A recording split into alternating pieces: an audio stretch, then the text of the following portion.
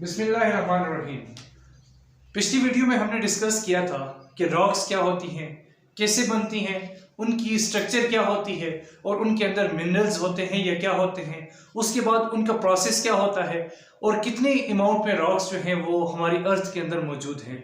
आज हम देखेंगे कि रॉक साइकिल कौन सा होता है। मींस के रॉक जो है, आया एक रॉक अगर मोल्टन फॉर्म में है वो सॉलिडिफाइड होती है, उसके बाद मोल्टन होती है या नहीं होती। अगर कोई रॉक मोल्टन फॉर्म में है तो उसके बाद उसकी सॉलिडिफिकेशन के बाद क्या प्रोसेस होता है।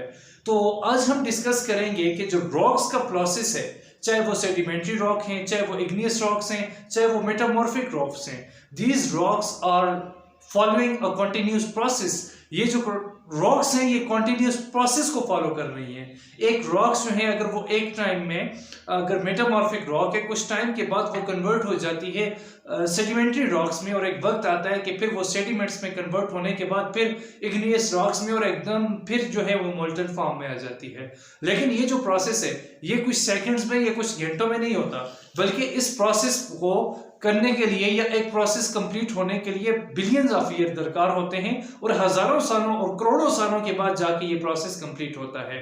अभी हम देखते हैं कि जो हमारे पास रॉक्स का साइकिल है, इस साइकिल को हम कहीं से भी कंटिन्यू कर सकते हैं, लेकिन सबसे बेहतरीन क्या है कि हम मैग्मा से कंटिन्यू करते हैं।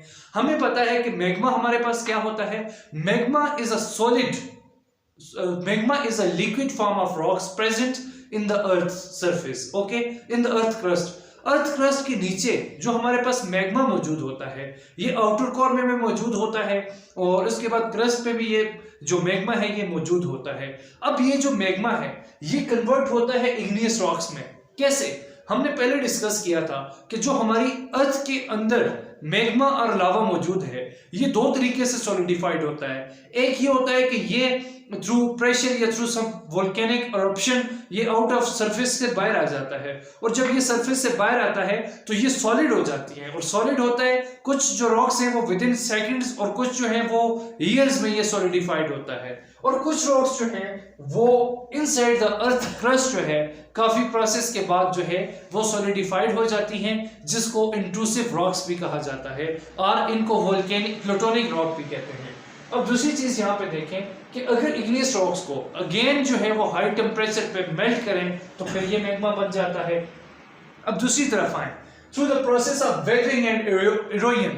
वेदरिंग का प्रोसेस कौन सा है? हमने पहले डिस्कस किया था कि वेदरिंग के प्रोसेस के अंदर बायोलॉजिकली, केमिकली और फिजिकली जो रॉक्स होती हैं वो ब्रेक डाउन होती हैं अब इनटू स्मॉलर पार्टिकल्स। उन स्मॉलर पार्टिकल्स को क्या कहते हैं?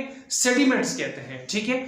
अब क्या होता है, कुछ जो सेडिमेंट्स होते हैं, मींस के कुछ जो वेदरिंग होती है उसके जरिए जो सेडिमेंट्स बनते हैं वो अर्थ के अंदर ही रह जाते हैं, और कुछ जो है वो थ्रू एरोजन एंड एरप्शन अब अर्थ सेडिमेंट्स में कन्वर्ट हो जाते हैं। अब हम कह सकते हैं कि थ्रू सेडिमेंट्स जो हैं ये कहां पे पहुंच गए हैं? अर्थ सरफेस के ऊपर पहुंच गए हैं। अब यहां पे कार्रवाई होती है अर्थ सरफेस के ऊपर, ठीक है। अर्थ सरफेस के ऊपर क्या होता है कि यही प्रोसेस के थ्रू जो सेडिमेंट्स हैं ये जब अर्थ सरफेस के ऊपर आते हैं, और हमने पहले भी कहा था कि सेडिमेंट्री रॉक्स कौन सी होती हैं?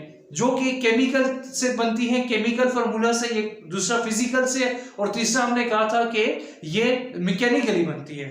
अब ये जो सेडिमेंट्स हैं ये डिपोजिशन या बरियल, उसके बाद हम कह सकते हैं कंपैक्शन और सीमेंटेशन।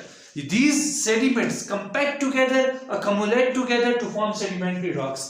ओके, अब यहां पे देखें ये जो सेडिमेंट्स हैं, कुछ सेडिमेंट्स मैंने कहा था कि अर्थ के अंदर होते हैं, ठीक है, जो कि इनसाइड द अर्थ मौजूद होते हैं, और कुछ सेडिमेंट्स जो होते हैं वो अर्थ सरफेस के ऊपर आ जाते हैं। अब ये जो अर्थ सरफेस के ऊपर सेडिमेंट्स होते हैं ये भी through continuous process, through reverse, through melting of glaciers जो होते हैं, ये क्या करते हैं, एक दफा फिर अर्थ क्रस्ट के अंदर चले जाते हैं, और फिर हजारों सालों के बाद ये 100 to 200 किलोमीटर डीपर चले जाते हैं हमारे पास जो सेडिमेंट्स होते हैं, और फिर आके क्या बन जाती हैं, जब ये मतलब सेडिमेंट्स होते हैं जो कि फिजिकली, केमिकली या बायोलॉजिकली बने होते हैं, ये जब आपस में कंबाइन होते हैं, अकमुलेट होते हैं, तो फिर हमारे पास क्या बन जाती हैं? Sedimentary rocks. और फिर हमने कहा था मेटामॉर्फिक रॉक्स।